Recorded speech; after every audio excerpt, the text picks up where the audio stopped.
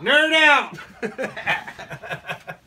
Welcome to another episode of Nerd out! Nerd Out. Just apologize right now. I'm sorry. I'm a little under the weather, but we have to do this episode, so I apologize if I look like I'm not into it. I'm so into it, but I'm just under the weather. He's drunk. Yeah. You just bought this Macross 2. Lovers again? VF-2SS from Evolution. Evolution Toys. And this is the first time Evolution has handled a Valkyrie. Macross Valkyrie, a transforming toy. Take it away. Okay, so anyway.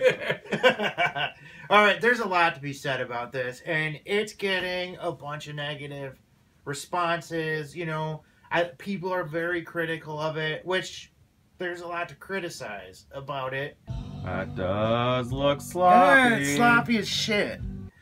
But we just got to remember, we're comparing everybody's comparing it to Bandai and Arcadia, Yamato, who've been making these things for 15 years. Bandai way longer, but Arcadia 15 years. And you know, there's a lot of things that you can complain about with this. Yes, a lot. We're not going to hide that. The plastic quality's a little weak, or maybe very weak. I think it's transparent. Transparent.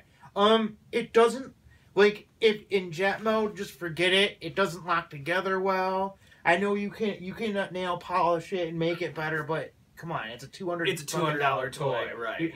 You shouldn't have to do that. I mean, I enjoy doing that kind of stuff, but you shouldn't have to do that. You know, and the vehicle mode, the jet mode is very, like, we were talking about this, is very, like, Orgus-like. It just kind of, like, it's like folded flops, in half. Yeah, it's like, hey, I'm gonna just stick my arms between my legs and bend over. I think the front of it looks a little bit like a limp deck because it's kind of. It does. It's got that yeah. It's struggling. Yeah. I like this cockpit. It looks like. And I'm not sure. Kind of like how you are. Yeah, how I am right now. This is a Valkyrie of yeah. It flies how I feel right now. But is that part of the robot design, or is that? I think that's part of the design of the toy. Actually, I do. And you know, that being said, I really like it. I do. I don't know why. Okay. Fuck you guys. You know, I don't have to say why. I'm allowed to like things. Well, you got to say why. You're entitled to like it. I guess just because I do like the aesthetic of this. I've never seen a toy of it, and I've always sort of wanted one. Granted, I wanted one better than this, but you know, the only thing that exists of this is a 1/72nd scale Bandai model kit, right? From 1993. There's probably a good reason. I personally think it is a really ugly design. That's not my review of the quality, but it is.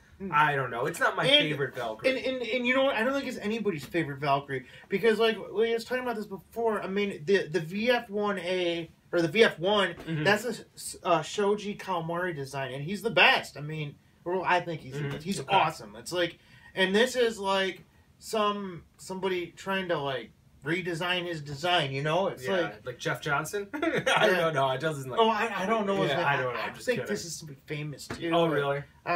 We're gonna. Yeah. Tell us in the comments. Yeah, whatever. But the point is, this is just, you know, like a watered down VF-1. I think in design, it's like they wanted to keep it reminiscent of something, you know, so keep it in the same universe, but they just couldn't make it as well. Right. Well, it's tough to compete with the VF-1 design because the VF-1 design is probably the best transforming robot design in my opinion, maybe next to like Optimus Prime, but the VF-1 turns into like a jet, which is so much cooler than a semi-truck in my opinion. Can I give you my thoughts on this? Please. I think it is very reminiscent of the Bandai Fire Valkyrie in quality, which if any, and sculpt or whatnot, or the VF, what is it called? The 11C? The 11C, which is Yamato's first attempt. It's very dated. It looks like it was produced in 1999, maybe 2000. It's got problems. With that said, for some reason, it's got a lot of problems. it is a lot. It's got a lot. the articulation, like, does it have articulation? Not, like, I mean, not that it's useful. Really, I mean, the arms like bend and, like, you know, that you could do like this and bend the arms, but there's nothing in the hips to get like a dynamic pose or anything like that. There's no ankle tilts or. You gotta like pull these out just to get the and that's like for the Gerwalk mode. I think it's probably a filler on your shelf, so you can have a little space for your. It's a diehard only. Like this is for. I want a representation of every Valkyrie 1/60 scale in my collection. This is all you're gonna get. Yeah, if you have to have everyone, then get it. You know, which is sort of like, I guess, how I was. I wanted one of every Valkyrie in my collection, and I'm happy I have it. And it's got boobies in it. I don't feel raped over it or anything, but they could have done it a lot better. Yeah. I won't get the super armored one. You won't. No, I don't think so. No. And I wouldn't, like... What is the super armor going to cost? This was $200 I think it's $240. $240? Extra 40. Okay. And they actually have a set. They're going to release armor on its own for this, too. Oh, really? That's kind of nice. That's kind of nice. Even though I've seen pictures of the armor, it doesn't appeal to me that much. It's about as goofy as this robot design is for me. It's light. It's very lightweight. It's sort of feels like a model kit from 1999. And as someone would say, you're giving models a bad name. Yeah. Yeah. CDX tore this thing apart. Yeah. And that was before I got it. So I had very low expectations of it. So when I did get it, I was actually pleasantly surprised. Like, it's not that bad. I think you were more into this than the Hot Rod. I hate to say, I like this more than the Hot Rod. And I know I deserve to get... But you know what? That you know my taste. That it's honest. Like, I love Star Trek V. You like Valkyries from 1999. That's your taste. Yeah, no, I'm just kidding. I think this is a damn good first effort in a transforming toy. I do. I do. 1994. 94. I will say I see that there's like an appeal to it for some reason. Yeah. It does appeal to me, but if I dropped $200 for this, unless I was a Macross diehard, I'm a Macross, but you like Macross a lot, love my Macross, but I would much rather have a set of like action figures of the figurines than I'm not gonna spend $200 on a whole bunch of Valkyries. If I crazy, I would.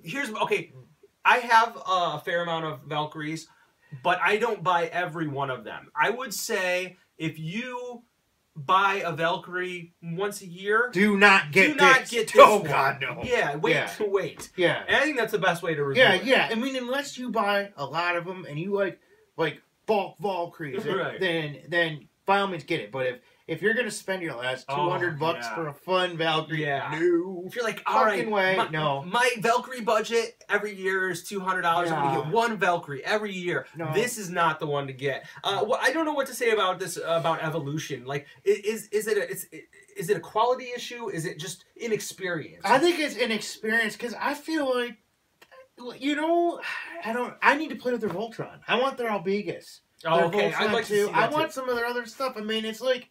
They've been in business for a fair amount of time. Yeah. Now, you were defending that, and I was saying, well, there's like these third-party companies that are come out of nowhere, and they produce better quality than this official. I don't know. But some of those third-party companies might be like legit people in the industry that just. It's like, fuck this. But if that's the case, shouldn't Evolution, just answer this, shouldn't Evolution have been able to hire someone who was capable to make a higher quality product? Yes and no. Okay. They're paying. I mean, the whole thing is probably a third-party one of these would be better because then they could put the money into the design and not the license. I guess maybe you're right. How much do you think the license was for Macross 2? $2. I really think that you and I could bust out our wallets and probably buy the license to do this. So I don't know if that's a fair defense. It would theoretically for another license, but not Macross 2.